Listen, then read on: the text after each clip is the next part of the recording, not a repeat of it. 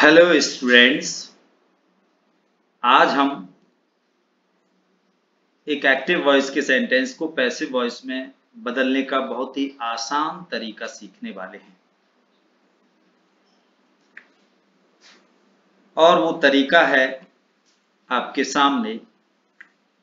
सबसे पहले ये बात ध्यान रखनी है कि पैसिव वॉइस में जो ऑब्जेक्ट्स होते हैं उनको हम सब्जेक्ट में बदलते हैं और सब्जेक्ट को हम ऑब्जेक्ट में बदलते हैं।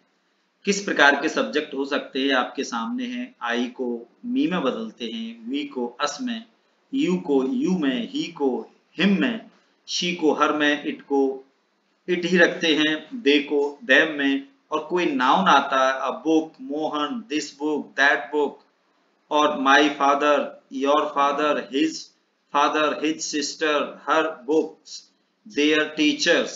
इस प्रकार के नाउन जो भी रहेंगे वो सब्जेक्ट और ऑब्जेक्ट के स्थान पर सेम रहते हैं।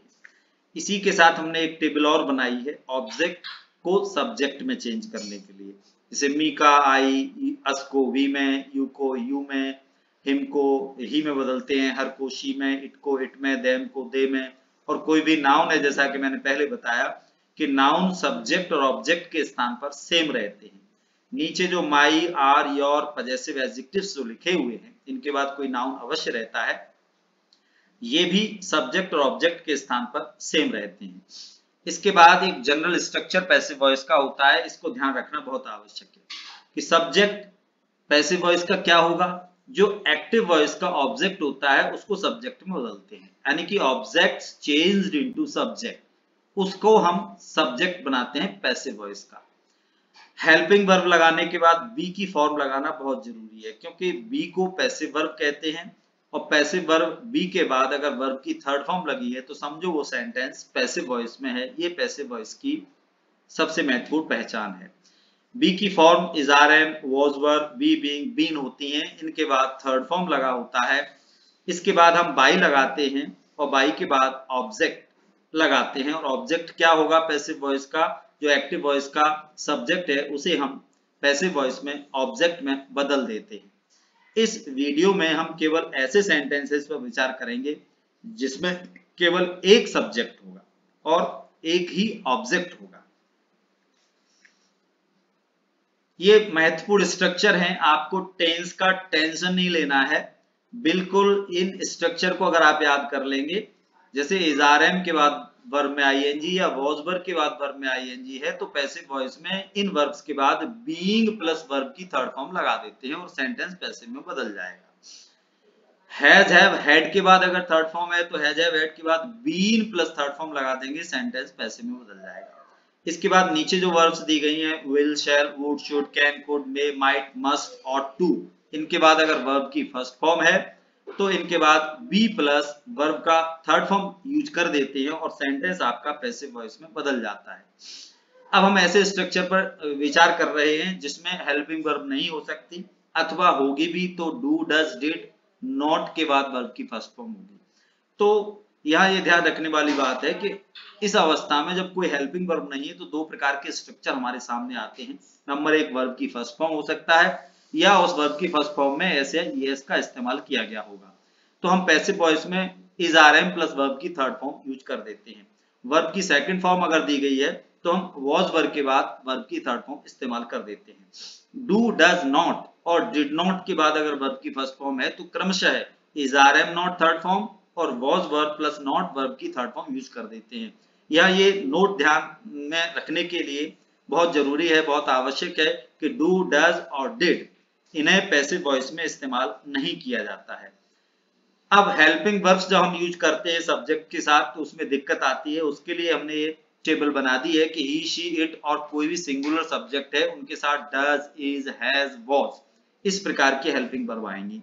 You, we, they and plural subject है तो डू, आर, हैव और वर का इस्तेमाल होता है इनके साथ। आई के साथ में डू, एम, वॉच और हैव का इस्तेमाल करते हैं। डिड और हैड ये दो हेल्पिंग वर्ब्स ऐसी हैं इनके साथ सभी प्रकार के सब्जेक्ट्स का इस्तेमाल हम कर सकते हैं। फ्यूचर टेंस में जहां तक की बात आती है तो आई, वी के साथ शैल लगाते हैं और ही, शी, इट, यू, दे और किसी भी प्रकार का नाउन है तो हम विल का इस्तेमाल करते हैं। यहाँ कुछ एग्जाम्पल्स दिए गए हैं, आप देखिए। He is playing cricket, I am teaching them and you are learning this lesson. ये तीन सेंटेंसेज है, तीनों में इज आर एम के बाद वर्ब में आईएनजी लगा हुआ है। इसके बाद दे वर वॉशिंग दी क्लॉथ्स और शी वॉज कुकिंग फूड, इन दोनों में वॉज और वर के बाद वर्ब में आईएनजी लगा हुआ है। ये दोनों प्रकार के स्ट्रक्चर्स में मैंने बताया था आपको कि इनके बाद बीइंग प्लस थर्ड फॉर्म लग जाता है। सब ऑब्जेक्ट को सब्जेक्ट में बदलना और सब्जेक्ट को पैसिव वॉइस में बाई के बाद ऑब्जेक्ट के रूप में चेंज करके रख देते हैं। आप देखिए first sentence, he is playing cricket, cricket is being played by him. I am teaching them, they यानी कि देम का सब्जेक्ट दे के साथ आर बीइंग टॉट बाय मी।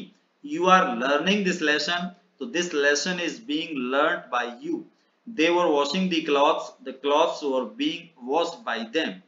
इसके बाद आप लास्ट के तीन सेंटेंस देखें जिनमें हैज, हैव और हैड के बाद वर्ब की थर्ड फॉर्म इस्तेमाल की गई है। हैज, हैव, हैड के बाद थर्ड फॉर्म कभी भी आए पैसिव वॉइस में हम उसके बाद बीन प्लस वर्ब की थर्ड फॉर्म का इस्तेमाल कर देते हैं। फर्स्ट सेंटेंस में है ही हैज पनिश्ड देम, तो इसको पैसिव में बदला है। देम का सब्जेक्ट दे के साथ हैव बीन पनिश्ड, बाई के बाद ही को ऑब्जेक्ट में बदला गया है him. We have completed the homework, the homework has been completed by us. She had bought a book. A book has been bought by her. यहाँ वो हेल्पिंग वर्ब्स दी गई हैं जिन्हें हम मॉडल वर्ब्स कहते हैं, will, shall, can, must, should, may। इस प्रकार की जो हेल्पिंग वर्ब्स हैं इनके बाद अगर वर्ब की फर्स्ट फॉर्म है तो हम पैसिव वॉइस में इनके बाद बी का इस्तेमाल कर देते हैं और उसके बाद वर्ब की थर्ड फॉर्म इस्तेमाल करते हैं। फर्स्ट सेंटेंस है ही विल ब्रिंग टी, तो tea will be brought by him. We shall thank him. He will be thanked by us. इस प्रकार से सारे सेंटेंसेस चेंज किए गए हैं। इन्हें आप नोट डाउन अवश्य कर लें जब भी वीडियो देखें, तो आप जो है अपनी नोटबुक सामने रखें। जब कोई हेल्पिंग वर्ब नहीं है उसके लिए मैंने 7 एग्जांपल्स दिए। He helps us, we love them, she cleaned the room, I teach them, my father helps my mother, his sister won the race, he stole my books। इनमें वही स्ट्रक्चर है, या तो सेंटेंसेस में वर्ब की first form है या उसमें एसएएस लगी हुई है या वर्ब की सेकंड फॉर्म है जैसा कि थर्ड सेंटेंस में। तो हमने बताया था इस प्रकार के सेंटेंसेस को पैसिव वॉइस में बदलने के लिए ऑब्जेक्ट को सब्जेक्ट बनाया अपन ने एस का we, helping verb is are am लगेगी इसमें क्योंकि स्ट्रक्चर के हिसाब से इसमें वर्ब में एसएएस लगा हुआ है। तो we are helped by him, we love them, they are loved by us.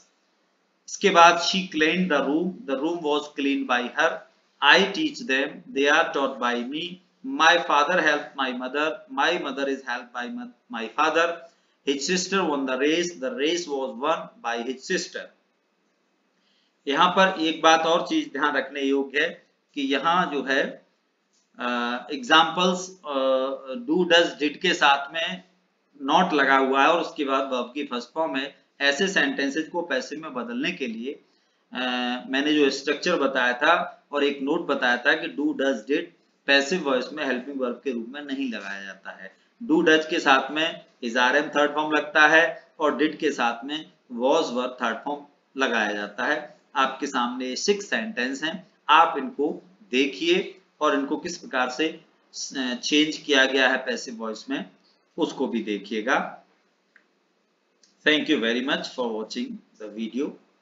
I will come with some more examples in the next video. Thank you very much.